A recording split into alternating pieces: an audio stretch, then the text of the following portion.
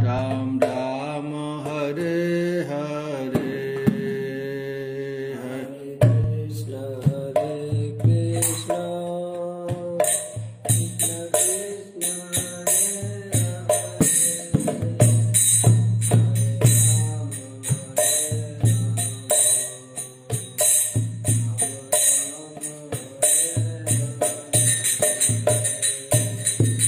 कृष्ण कृष्ण कृष्ण कृष्ण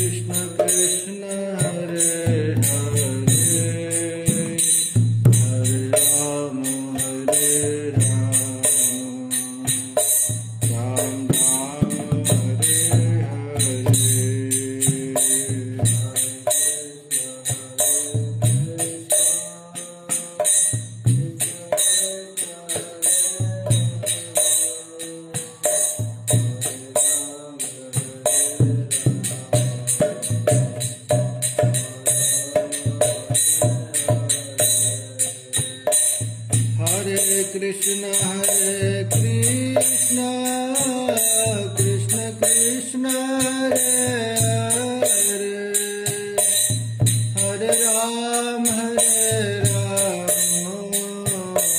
राम राम हरे हरे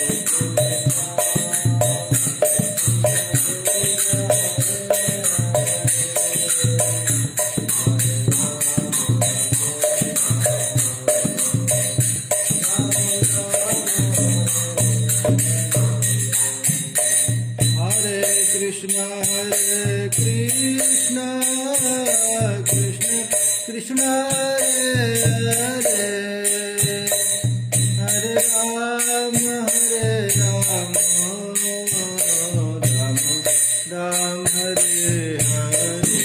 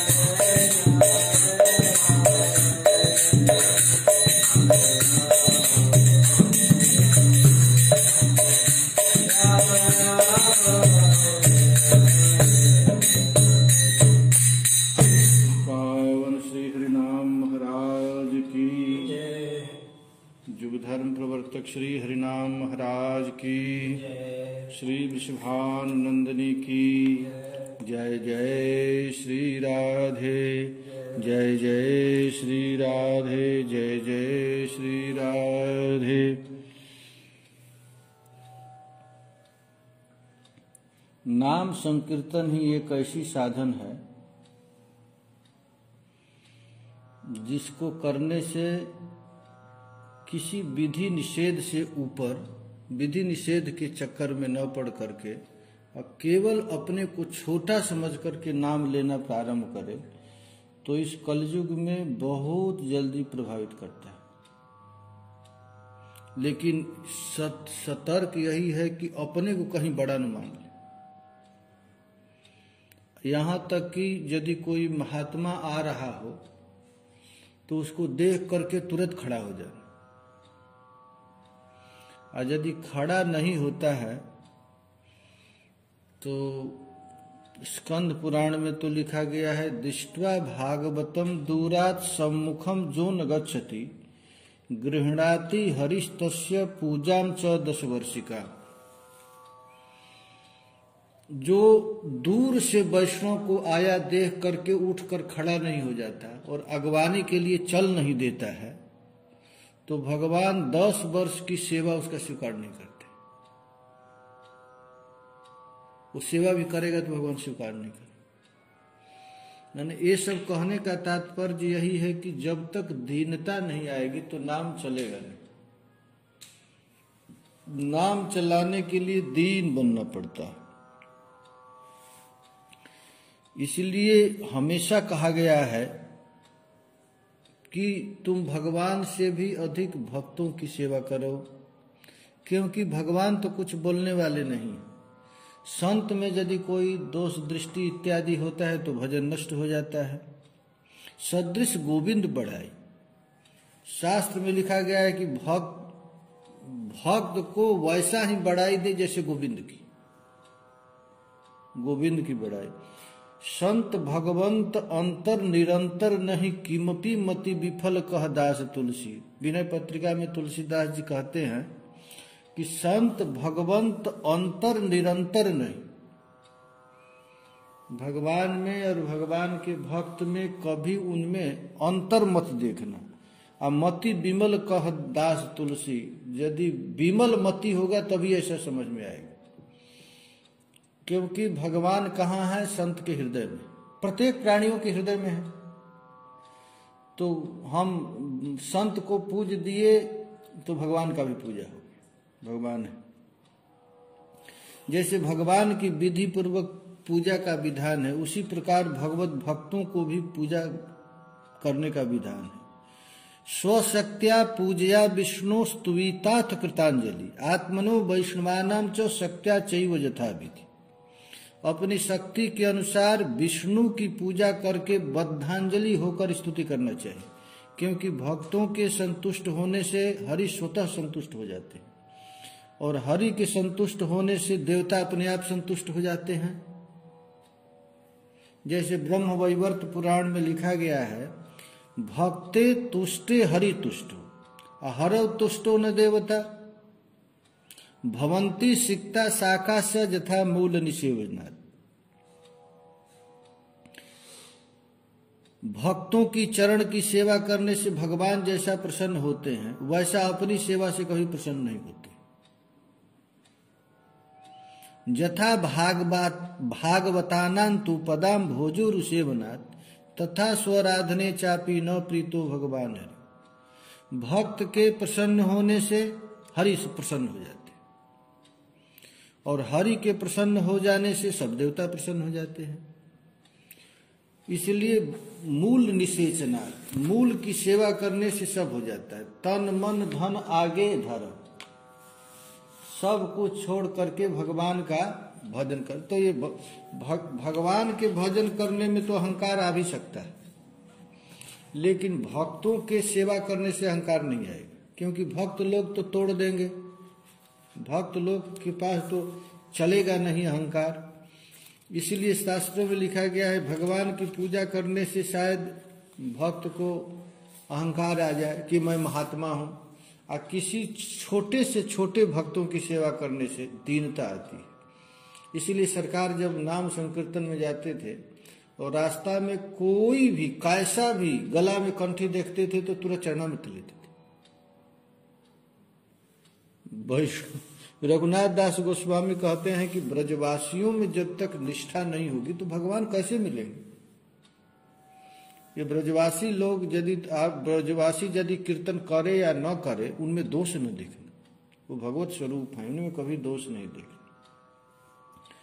और चैतन्य महाप्रभु तो साफ कह दिए कि यदि इस मार्ग में आना चाहते हो, उत्तम होने के बाद भी उत्तम हैया अपना के माने तृणाधम, सर्वगुण संपन्न होने के बाद भी अपने को सबसे छोटा माने। कितना छोटा? तो घास से भी अधिक छोटा।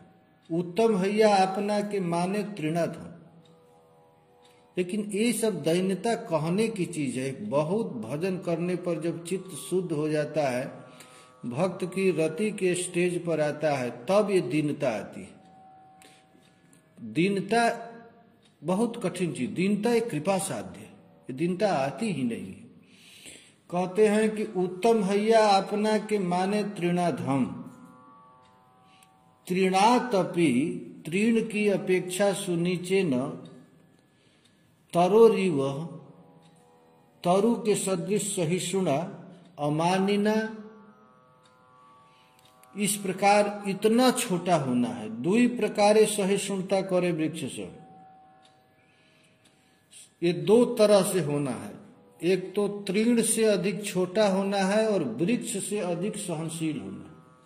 ये दो, इस प्यार में, इस श्लोक में दो बात कहे, एक तृणाधम और एक सहिष्णुता।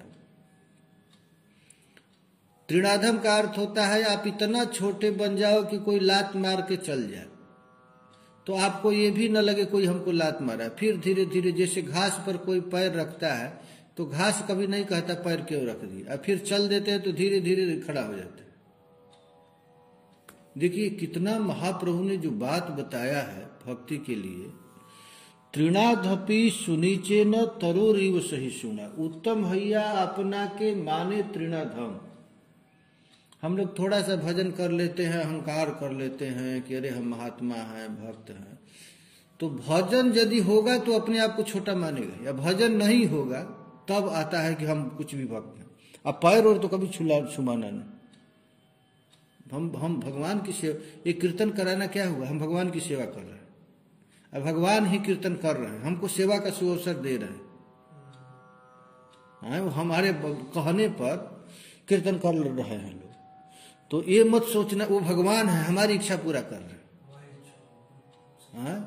नहीं तो कौन वो 24 घंटा कीर्तन कर रहा है, ये कृपा साध्य, ये भगवान, ये ब्रजवासी कौन है, तो भगवत स्वरूप है। हमारा इच्छा है कीर्तन करने की, तो भगवान हमारी इच्छा पूरा कर रहे हैं। हमारी सरकार जब कीर्तन कराने के लिए जाते थे, एक बार गए किसी के घर में, तो रात भर कीर्तन किया था और कीर्तन करके सुबह कीर्तन विश्राम करके सो रहा था।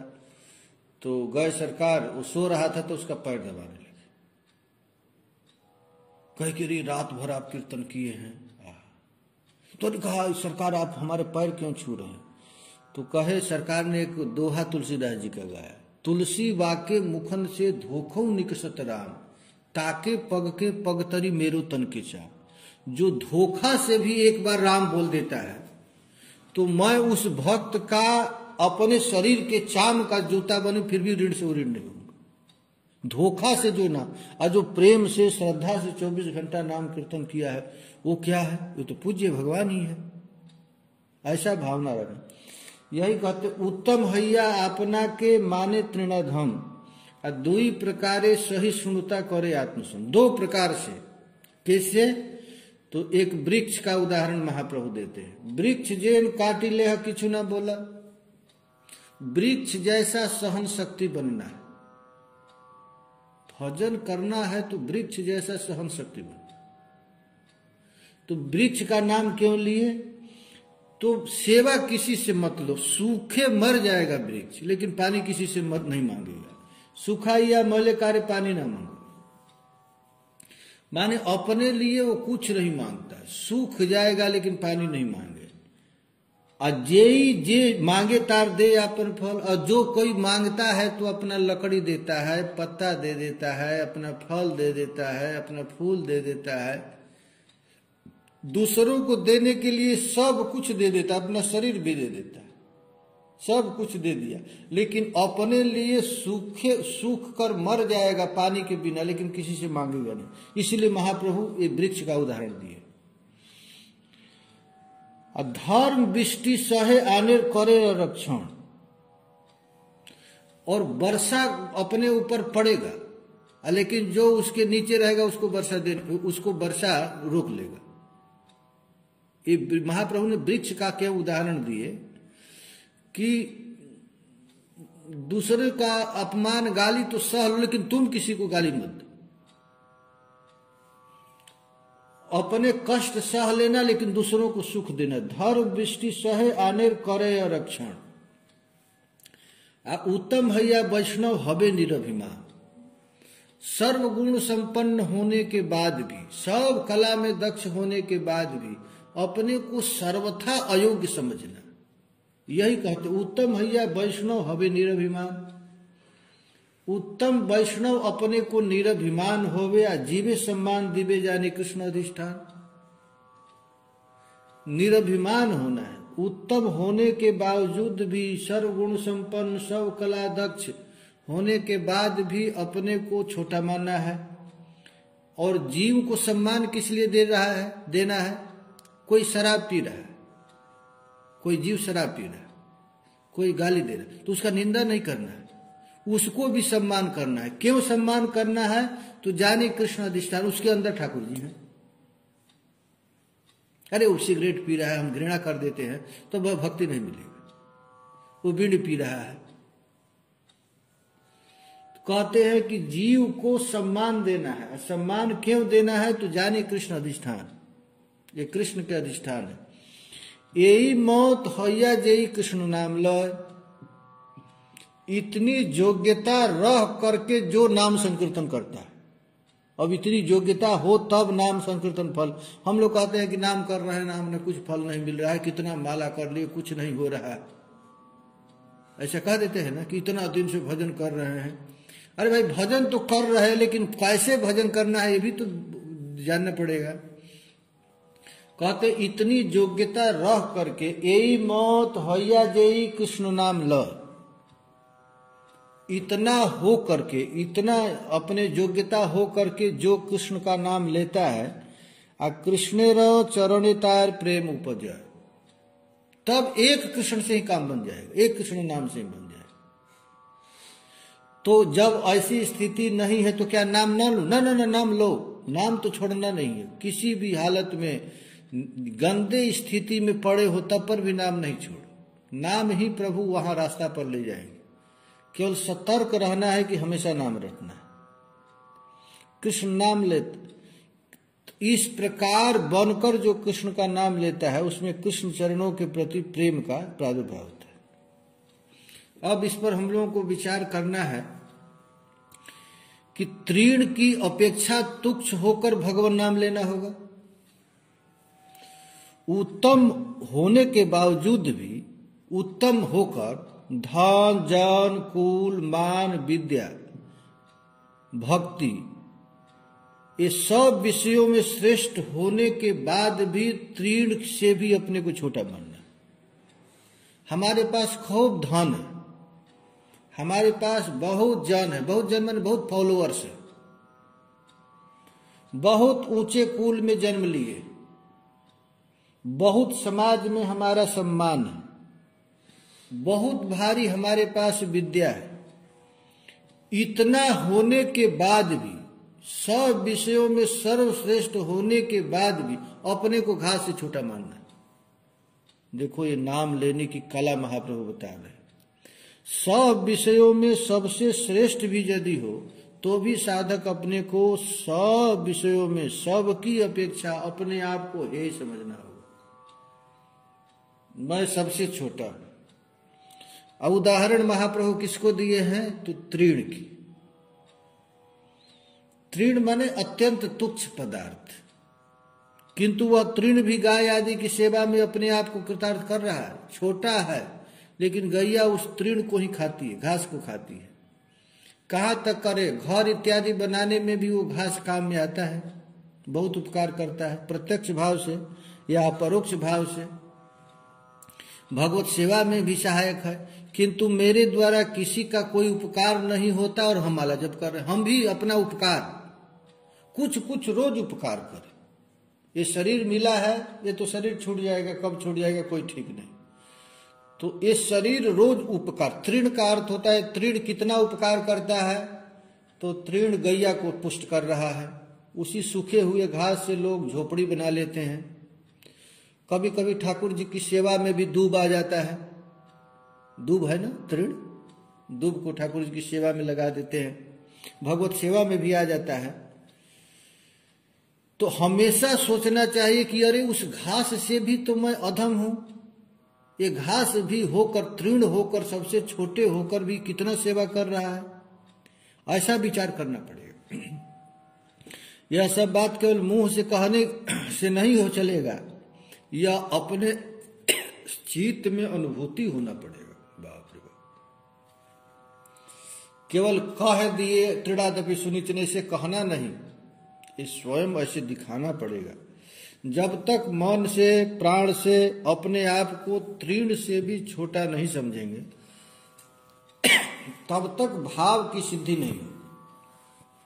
भाव की सिद्धि माने भगवत प्रेम प्राप्त नहीं हो। अच्छा, पहला तो ये बात कहे। अब देखिए भक्तों में कैसे प्रीति बढ़े, ये बात बताना है।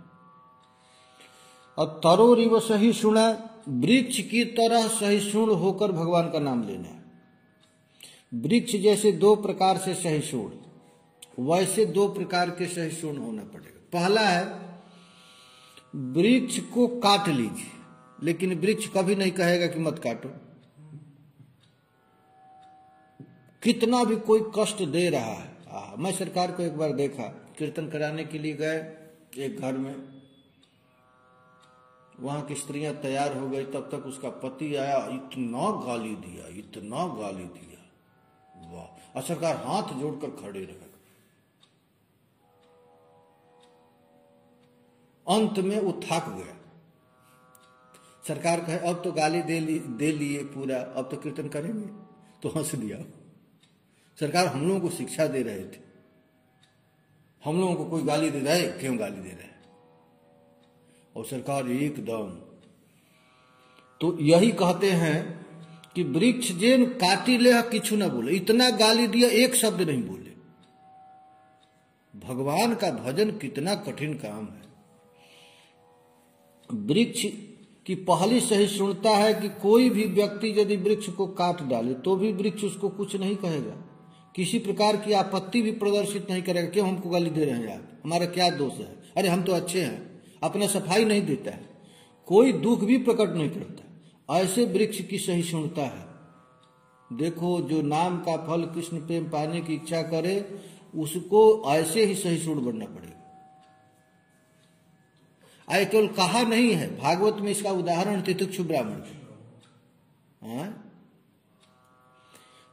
कोई दूसरा यदि उसका किसी प्रकार अनिष्ट करे, यहां तक कि उसका प्राण लेने के लिए ही आवे, तो भी वह उसको कुछ न कहे, उसके कार्य में किसी प्रकार का बाधा भी न दे, मौन से भी अनिष्ट की चेष्टा न करे और विचलित न हो, तब महाराज चित्त रूपी दर्पण का मार्जन होगा। ये महाप्रभु केवल ऐसे नहीं श्लोक दिख दिए कि कीर्तन हमेशा यदि करना है तो तृणादपि सनिचन, सदैव नाम रटना है। तो नाम रटने पर गाली भी गलौज देगा, अपमान करेंगे, उसको सहना है। अच्छा, एक तो ये बात, और दूसरी बात है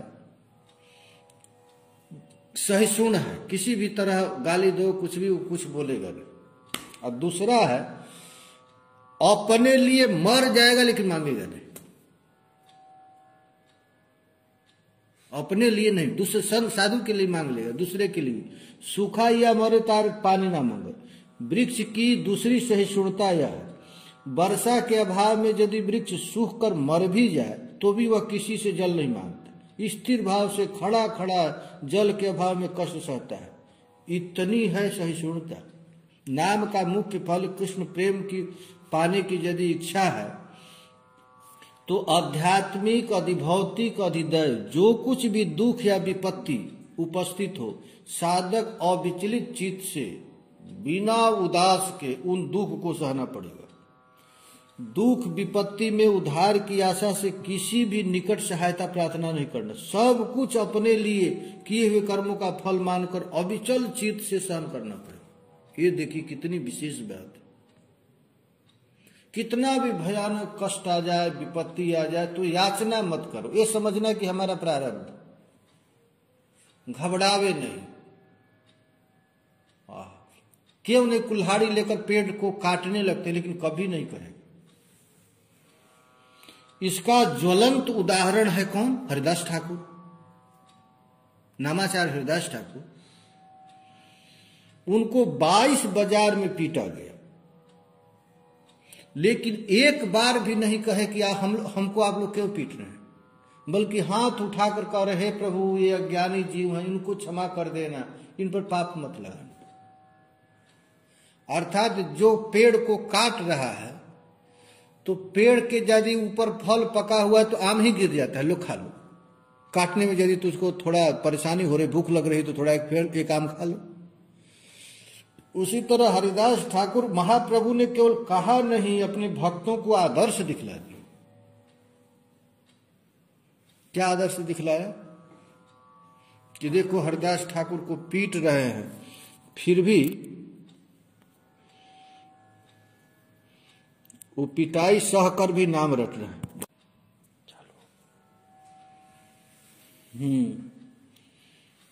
तो वृक्ष और भी गुणों की बात कही गई कि इतना कष्ट सहने के बाद भी जो उसके पास है वो दे ही देता है, माने काटने के बावजूद भी वह वृक्ष दे देता है। तो वैसे भी साधक को होना चाहिए। यदि आपको कोई गाली देने के लिए आए तो आप उसकी प्रशंसा करो, गाली देते देते थक जाए तो उसको एक गिलास पानी पिला दो भाई। तो यदि वृक्ष को कोई काट रहा है तो पत्र, डाल, फूल, फल में से वही देता है। वृक्ष से कोई भी पत्र, पुष्प, फल आदि जो कुछ चाहे उसको दे देता है। यहां तक कि अपने के डाली काट रहा है, मूल को काट रहा है, उसके फल, फूल, पत्र, शाखा सब कुछ दे देता है, उसको शत्रु समझकर वंचित नहीं करता है। उसी तरह नाम साधकों को भी इसी प्रकार बदान, उदार होना पड़ेगा। कोई कुछ भी चाहे, अपनी सामर्थ्य के अनुसार उसको वह चीज अवश्य दे दे। यदि कोई शत्रुता का आचरण करे, वह भी उससे कुछ चाहे तो उसको वंचित न करे। यह धर्म विष्टि सहे अन्य करे रक्षण। जिसे पसीना निकलने लगे, ऐसी कड़ी धूप या गर्मी, वर्षा का वृक्ष वो सहन करता है। स्वयं तो धूप से दग्ध हो रहा है, लेकिन दूसरे लोगों को सुखी कर रहा है। धूप में आदमी चिलचिलाती धूप में वो सह रहा है, लेकिन जो कोई आ जाए उसके यहाँ तो उसको सुख देता है।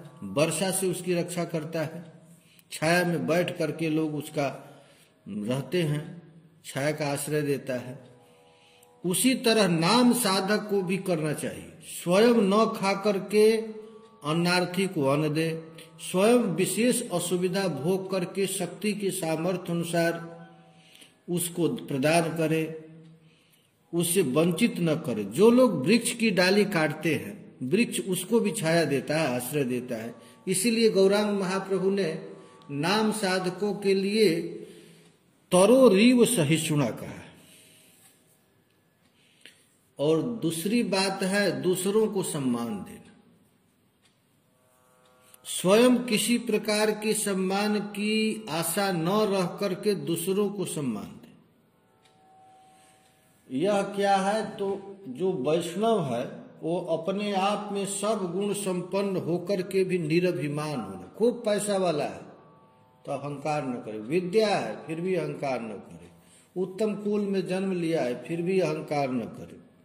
धन, मान, कुल, विद्या, बुद्धि एवं भक्ति में सर्वोत्तम होने पर भी वैष्णव अपने मन से धन मादि का अभिमान या गर्व न करे। मैं धनी हूं, मैं भक्त हूं,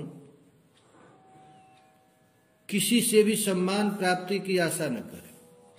ये बातें उनके मन में भी न आवे, ऐसी स्थिति कर ले। अपनी अपेक्षा सब विषयों से निकृष्ट कोई भी व्यक्ति हो, उसको यदि देखे तो मन से उसको देखकर प्रसन्न हो। कोई भी जीव, भक्ति रसामृत सिंधु में लिखा गया है कि चींटी को भी उद्वेग न करे, बंदर को भी उद्वेग न करे। उद्वेग माने चंचल न करे, कष्ट मत दे। जीवे सम्मान दिव जाने कृष्ण अधिष्ठान। हम किसी जीव को सम्मान कर रहे हैं तो ये समझना हम कृष्ण को ही सम्मान कर रहे हैं। प्रत्येक जीव में परमात्मा रूप में कृष्ण विराजमान, यह मानकर जीव मात्र को सम्मान प्रदान करे, किसी भी की अवज्ञा न करे, और तो क्या साधारण जीव जंतु की भी नहीं। ये देखिए कितना ये कहने में जो है वो करना बड़ा, ये हम लोग भजन करना चाहते हैं तो भाई ये रास्ता है। कोई कहता है कि हम इतना दिन भजन करते रह गए, प्रेम कैसे क्यों नहीं हो रहा, कुछ दिखता नहीं, तो देखना पड़ेगा कहाँ हमारा भजन कहाँ जा रहा है।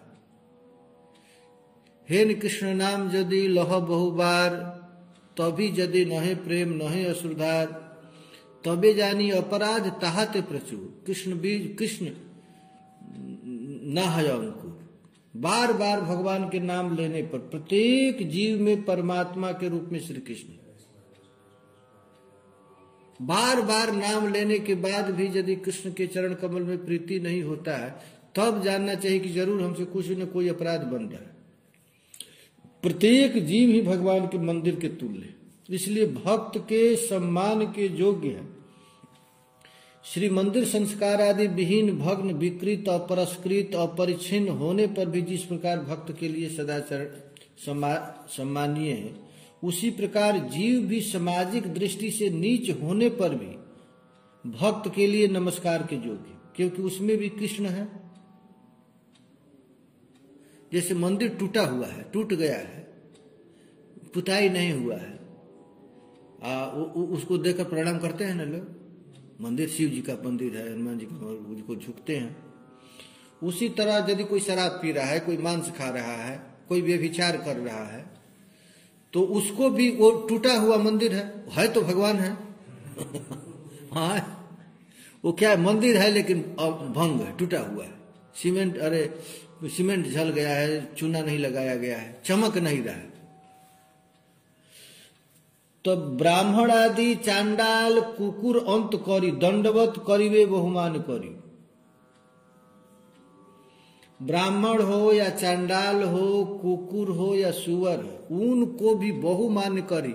ये भगवान का मंदिर है ऐसा समझ करके साष्टांग दंडवत करना, वो मायावादी है, वो भगत नहीं है, हम क्यों झुकूं, ये अपराध लग जाए। जब भागवत में लिखा गया है प्रणमेत दंडवत भूमौ आसु चांडाल गोखरः, प्रणाम करो ब्राह्मण चंडाल और कुत्ते पर्यंत को बहुत सम्मान देकर के दंडवत करो।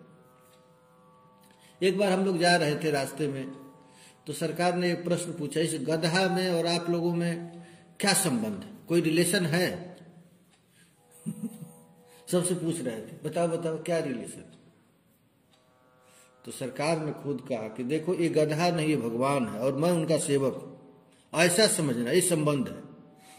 जीवेरो सम्मान दिव जानी कृष्ण अधिष्ठान, जीवों को सम्मान इसलिए, जो गधा कुत्ता बिल्ली, ये तो इसको सम्मान, जो दुष्ट व्यक्ति जो मांस खा रहा है, शराब पी रहा है, व्यभिचार कर रहा है, उसको भी दंडवत करना, प्रणाम करना। क्यों दंडवत करना? भगवान, ऐसा समझना। श्रीधर स्वामी ने प्रणमेत दंडवत भूमौ आसु चांडाल गोखरम के टीका में लिखे हैं, अंतर्जामी ईश्वर दृष्टिया सर्वान प्रणमेत। अजीव गोस्वामी इस श्लोक के टीका में लिखे हैं, स्व चंडाल दीन अभिभाव्य अंतर्जामी ईश्वर दृष्टिया प्रणमेत। श्रीधर स्वामी तो कहते हैं अंतर्जामी ईश्वर दृष्टि में सभवे अंतर्जामी रूप में ईश्वर है, ऐसा मान करके चांडाल कुत्ते एवं गधे पर्यंत सबको भूमि पर दंडवत होकर प्रणाम करो। भागवत में लिखा गया है, मन शैतान भूतानि प्रणमेत बहुमानयत ईश्वरो जीव कलया प्रविष्टो भगवान अपि। श्रीमद् भागवत के तीसरे स्कंद के 29 अध्याय के 34 श्लोक में कपिल भगवान कहते हैं, जीवानाम कलया परिकल्पेन, अंतर्जामी रूप से ईश्वर भगवान सब जीवों के भीतर प्रविष्ट है, ऐसा मान करके मौन के द्वारा बहु सम्मान प्रदर्शन पूर्वक सब जीवों को नमस्कार कर।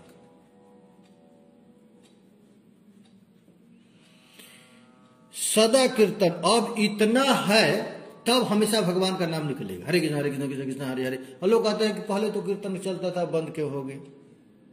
प्रश्न करते हैं ना। तो कीर्तन पहले चल रहा है तो कृपा था, लेकिन ये कृपा क्यों नष्ट हो गया? क्योंकि ऐसा परिस्थिति नहीं रहा। तृणादपि सुनी चेन तरो रीव सही सुना, अमानी न मान देन कीर्तनी सदा हरि। ये सब जब लग नहीं होगा तब तक नहीं होगा। एक यही मौत हैया जई कृष्ण नाम लय, कृष्णेर चरण तार प्रेम उपजय। इस प्रकार होकर यदि कोई नाम लेता है तब श्री कृष्ण के चरण कमल में प्रेम प्राप्त होता है। अपने को तृण की अपेक्षा भी हे मानकर, वृक्ष की तरह सहिष्णु होकर, सर्वोत्तम होकर भी अपने लिए सम्मान की आशा न करके, एवं सब जीवों में श्री कृष्ण की अधिष्ठित है, इसलिए सबको सम्मानित करके जो कृष्ण नाम लेते हैं वे ही कृष्ण प्रेम प्राप्त कर सकते हैं। यहाँ पर जिस प्रकार नाम की साधना से प्रेम उत्पन्न हो सकता है यह बताया गया, किंतु मायाबद्ध जीव के लिए तो यह सुलभ है नहीं। यह भी साधन सापेक्ष है। यह भाव पाने के निमित्त भगवान के चरणों में श्री नाम के निकट कातर प्रार्थना करते हुए मौन प्राण से नामापराध ग्रहण करने से, निरंतर नाम के ग्रहण करने से, नाम की ही कृपा से साधक के चित्त में ये तृणादपीय श्लोक का भाव उत्पन्न हो सकता है। ये जीव तो ऐसा कर नहीं सकता है। इसलिए यदि चाह है कृष्ण प्रेम प्राप्ति की तब रोना है कातर, हे नाम प्रभु ऐसी स्थिति मुझे बना दो, ऐसा कर दो हमको। हमारे भी ऐसी तो सब, हमको थोड़ा कोई बोल देता है तो 2 दिन बोलते नहीं, थोड़ा गाली दे देता है तो हम चिढ़ जाते हैं। हे नाथ, एक ऐसी स्थिति हमारी कब आएगी? इस प्रकार नाम प्रभु के पास जाकर के कातर प्रार्थना करना पड़ेगा। हमको इसी जन्म में कृष्ण प्रेम प्राप्त करना है, तो ऐसी स्थिति तो जीव में बस की बात नहीं है, ये तो कर नहीं सकता है। तो रोना पड़ेगा, हमको वही कर दो। सोई सुख सोई गति सोई भक्ति, सोई निज चरण सरे, सोई विवेक सोई रहनी प्रभु मोहि कृपा कर दो। हे नाथ, आप कृपा करके दो, हम में नहीं है। तो नाम रटेगा, कोई भी योग्यता नहीं है, नाम रट रट करके कातर प्रार्थना करेगा, हे प्रभु सोई रहनी प्रभु, हमको वही रहनी दे दो जिससे आप प्रसन्न हो जाते हैं। चैतन्य चरितामृत में तो लिखा गया है, एक कृष्ण नाम करे सर्व पाप नाश, प्रेमेरो कारण भक्ति करे नो प्रकाश, प्रेमेरो उदय है प्रेमेरो विकार, स्वेद कम पुलक आदि गदगद अश्रुधार, अनायासे भव सय कृष्णेर सेवन, एक कृष्ण नामे फल पाइए तो धन। कहते एक कृष्ण नाम लेने से सब पाप नष्ट हो जाता है। अब पाप नष्ट हो जाता है तो प्रेम भक्ति प्रकट हो जाता है। अब प्रेम के उदय होने पर अष्ट सात्विक विकार आ जाते हैं, गदगद अश्रुधारा बहने लगता है, अनायास ही भवसागर पार हो जाता है, भवसागर क्षय हो जाता है। और कृष्ण नाम का, एक कृष्ण का नाम काल, और उसी नाम को मैं बार बार ले रहा हूं, तब पर भी कृष्ण के चरण में प्रेम नहीं हो रहा है, आंख से अश्रु नहीं गिर रहा है, तब क्या जानना पड़ेगा? तबे जानी अपराध ताहते प्रचुर, कृष्ण नाम बीज ताहा ना है अंकुर। तब समझना पड़ेगा जरूर कुछ न कुछ अपराध बन रहा है, जिसके कारण हमको कृष्ण नाम का प्रभाव नहीं हो रहा। जब भगवान का नाम लेंगे और प्रेम प्राप्त होगा तो महाराज नाम लेने पर ये सब विकार अपने आप आने लगते हैं। नाम जब होगा और पाप यदि आपका नहीं रहेगा तो नाम लेने से स्वेद काम पुला गदगद बाड़ी अश्रुधारा आदि अष्ट सात्विक विकार प्रकट होंगे। ये सब अपने आप होने लगेगा, जिससे नामापराध संचित है। नाम का आश्रय करने से उसका भी नामापराध दूर हो जाता है, अपराध दूर होने से प्रेमोदय संभावना है। अच्छा, एक और बात, आपको जिस वैष्णव के अपराध नहीं है, एक बार कृष्ण नाम ग्रहण करते हैं उसके चित्त में प्रेम का उदय हो जाता है, किंतु जिसमें अपराध है और बहुत नाम ग्रहण करने पर भी उसमें प्रेमोदय नहीं होता, फिर भी इससे अपराधी व्यक्ति के लिए हताश होने की कोई कारण नहीं। जिसके चरणों में अपराध हुआ है यह जान लेने पर आंतरिक भाव से चरणों में जाकर क्षमा प्रार्थना करे, उनका संतोष विधान करे, तभी अपराध दूर। किसी वैष्णव के प्रति अपराध हो गया है, आपको समझ में आ रहा है कि उस वैष्णव के प्रति अपराध हो रहा है, तो जा करके क्षमा मांग ले। आज यदि वह मर गया हो, जिस किसी वैष्णव के प्रति अपराध होगा वो मर गया, तो कहाँ जाएंगे? तो कहाँ अपराध हुआ है यह ज्ञान न हो और वो है नहीं, तो एकांत भाव में नाम का आश्रय ग्रहण करे और इसी श्लोक के अनुसार रो रो करके भगवान का नाम ले। जिसे कोई भी अपराध नहीं है उसको तृणादपि श्लोक के अनुरूप चित्त अपने आप हो जाएगा। अपराधी के लिए समय बहुत टाइम लगेगा, लेकिन यदि किसी को कोई अपराध नहीं है तो तृणादपि अपने आप हो जाएगा, सहज रूप में हो जाएगा। जब तक देह का आवेश है, देहाध्यास रहता है, तभी तक देह का जब तक आवेश है तभी तक विद्या, कुल, धन, संपत्ति आदि का अभिमान रहता है, और जब तक चित्त में किसी प्रकार का अभिमान न रहेगा तब तो तृण की अपेक्षा सुनीच भी हो सकते, वृक्ष की तरह सहिष्णु भी, मान सम्मान की आशा भी हो सकती, मान सम्मान की आशा त्याग हो सकता है। जब जीव में सम्मान भी नहीं दिया जा सकता, अपराध भी कह रहे हैं कि जब अहंकार है, देह में आदेश है, तभी ये सब अपराध आता है। नहीं यदि कोई अपराध नहीं तो आपको सरलता से तृणादपि श्लोक हो जाएगा और कृष्ण प्रेम मिल जाएगा। इस तरह महापुरुष लोग केवल कहते नहीं करके दिखाते। ये कृपा से ही होगा, नाम प्रभु की कृपा से ही चित्त शुद्ध होगा और चित्त शुद्ध होने पर नाम होगा।